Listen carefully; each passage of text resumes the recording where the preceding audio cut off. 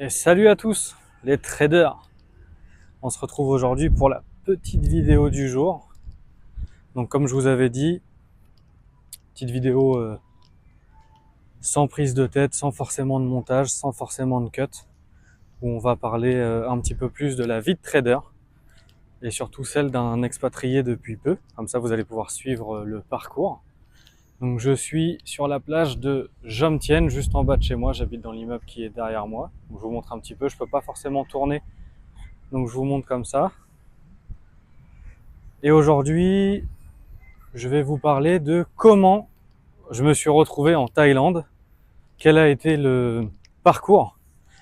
Je suis passé d'entrepreneur en France dans la rénovation de bâtiments et de maisons à trader expatrié en Thaïlande. Donc forcément, il y a eu du chemin avant. Et donc aujourd'hui, j'avais envie de vous le partager parce que peut-être que vous allez être plusieurs à vous retrouver dans cette situation et que ça peut peut-être vous aider. Donc alors, j'ai eu un parcours classique. J'ai été commercial dans la rénovation de maison pendant 7 ans.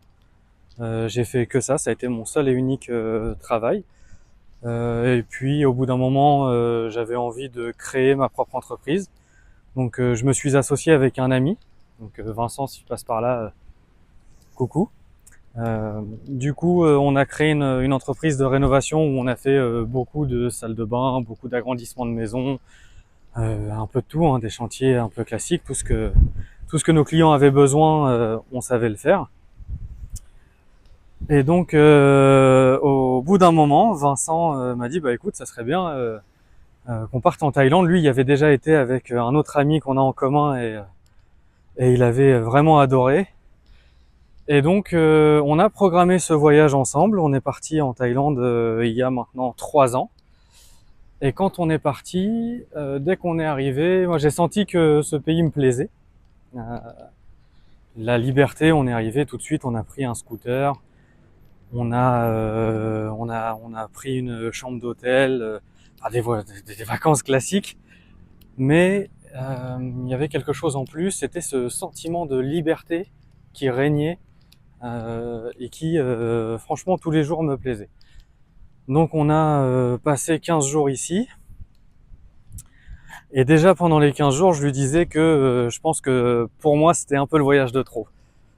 C'était le voyage, ça faisait déjà un moment que j'avais un petit ras-le-bol de la France, à savoir que donc avec cet ami-là et associé, on a travaillé dur, on a travaillé quasiment 6 jours sur 7 pendant 1 an et demi, voire 2 ans. Et en fait, on s'est fait broyer par la machine fiscale que vous connaissez si bien en France. Et donc déjà, en partant, moi j'étais un peu écœuré parce que on se levait tôt, on se couchait tard, on travaillait énormément. Et à chaque fois que la comptable nous appelait, c'était pour nous annoncer des mauvaises nouvelles. Donc déjà, ça me plaisait pas forcément.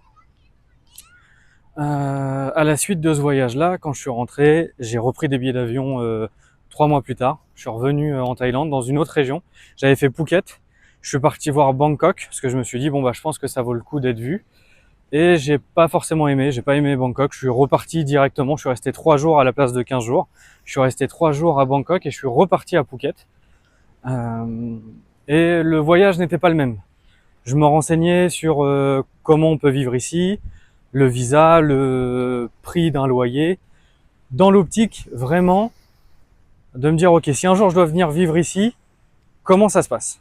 Donc j'étais content parce que je me suis rendu compte que il fallait que je gagne moins d'argent que ce que je gagnais en France pour avoir une liberté peut-être 5 à 6 fois plus que la France. Donc je me suis dit ok, c'est quelque chose d'envisageable dans les prochaines années.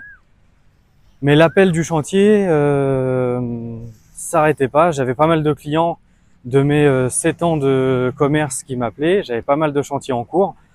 Et donc en fait, à chaque fois qu'on m'appelait pour un nouveau chantier, j'arrivais pas à dire non. En parallèle, je me formais déjà au trading. Donc ça faisait déjà 1 an et demi que je me formais. J'avais acheté pas mal de formations. Et donc je touchais à une certaine rentabilité. Je validais des comptes propres firmes pour ceux qui connaissent. Et je faisais déjà quelques payouts.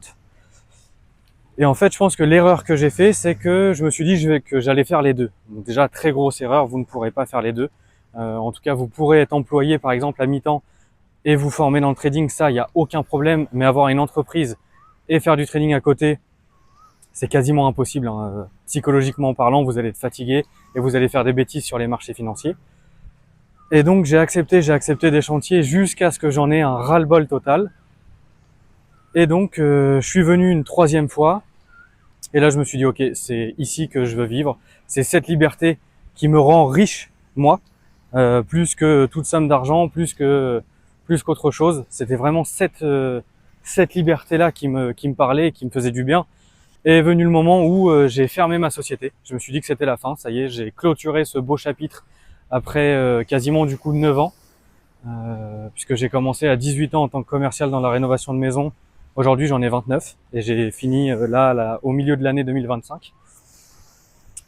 Et donc je suis parti en me disant ok, j'ai de l'argent de côté, j'ai un compte validé en propre firme, je connais ma capacité de travailler, je connais mon stade de dépenses. J'avais déjà regardé mon loyer. J'avais déjà, en fait, pour être précis avec vous, ce que j'ai fait pour être un petit peu plus rassuré de venir ici, j'ai mis de l'argent de côté. Et ce que j'ai fait, c'est que je me suis dit, ok, dès que j'arrive, je paye 1 an de loyer d'entrée de jeu, comme ça, j'ai plus de loyer à payer.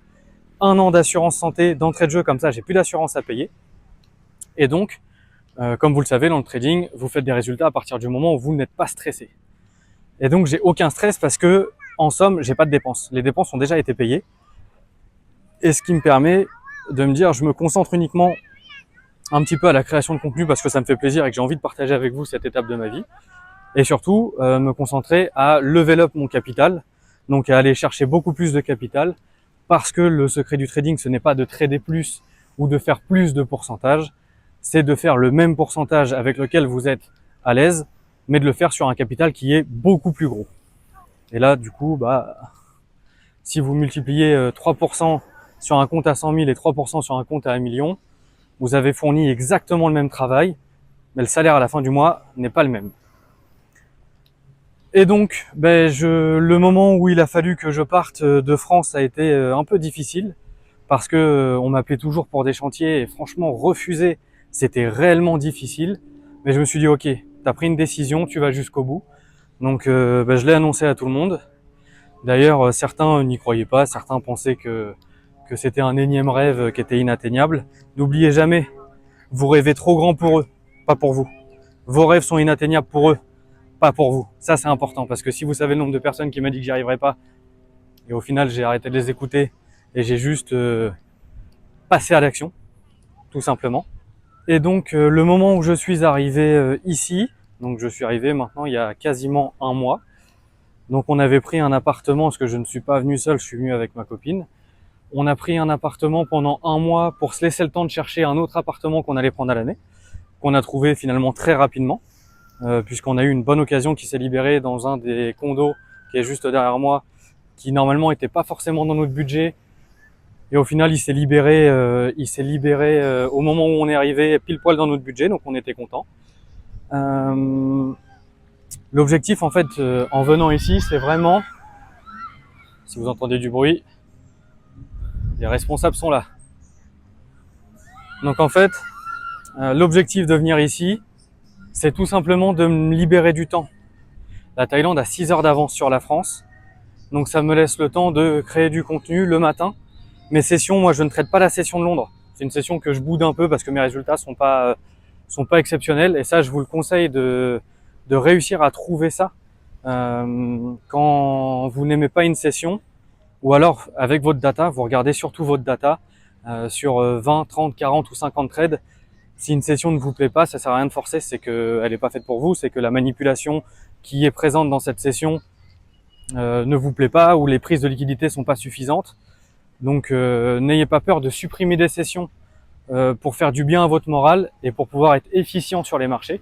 Donc moi je trade uniquement la session de New York et je trade uniquement une kill zone. Une kill zone, c'est une ouverture de marché, pour être plus précis, pour être sûr d'avoir du temps bien défini dans mon plan de trading, parce que je ne veux pas rester 3 heures devant un écran, puisque je pense qu'à partir de 1 heure, 1 heure et demie, votre cerveau il a envie de voir que ce qu'il a envie de voir, et il n'est plus rationnel sur ce qui se passe dans le marché.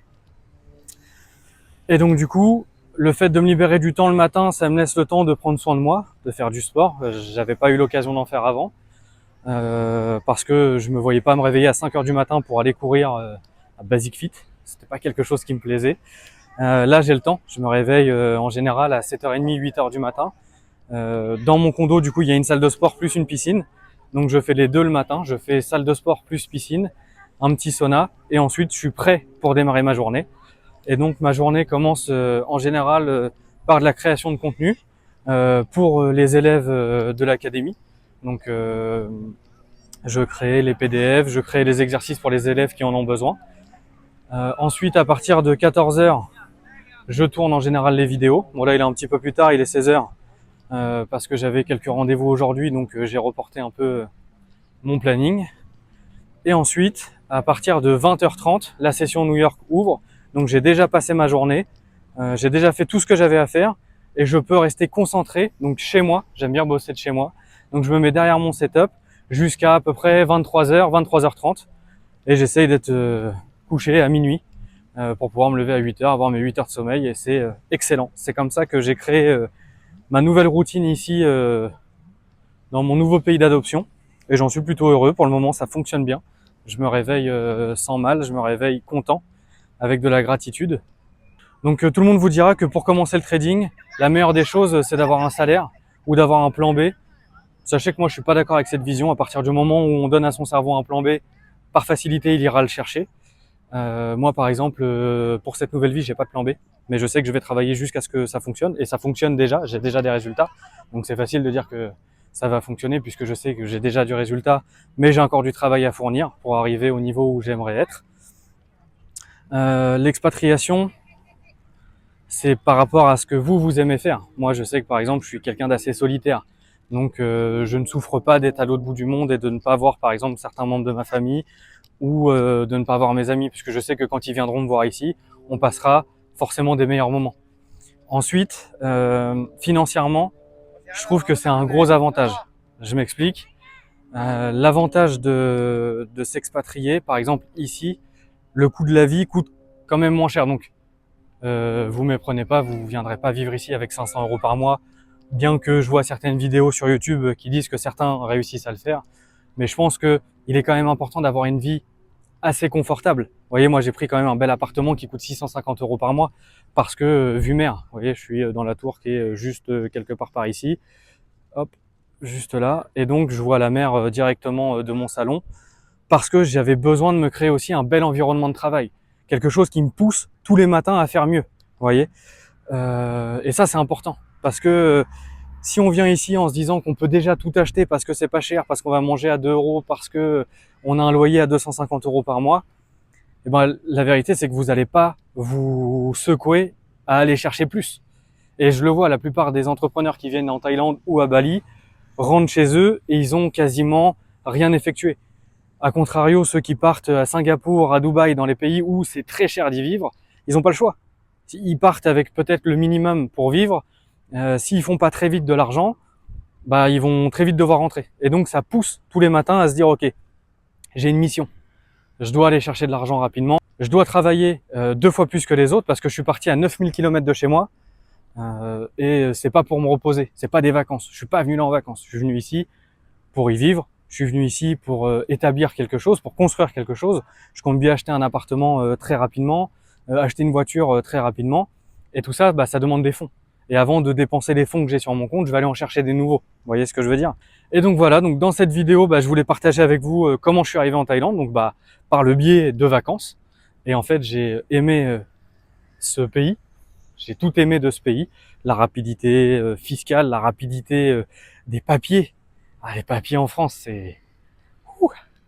Vous le savez, hein, c'est sportif. Il faut s'accrocher. Dès qu'on veut quelque chose, c'est minimum 3 ou 4 mois. J'ai fait la demande de permis international avant de partir. 6 mois de délai. J'ai passé le permis ici 3 jours. En 3 jours, j'ai reçu mon permis. Enfin, en 3 jours, on m'a convoqué pour aller chercher mon permis. Vous voyez? C'est quand même autre chose. Je pense que cette liberté repose aussi mon cerveau. Et ça me fait vraiment du bien.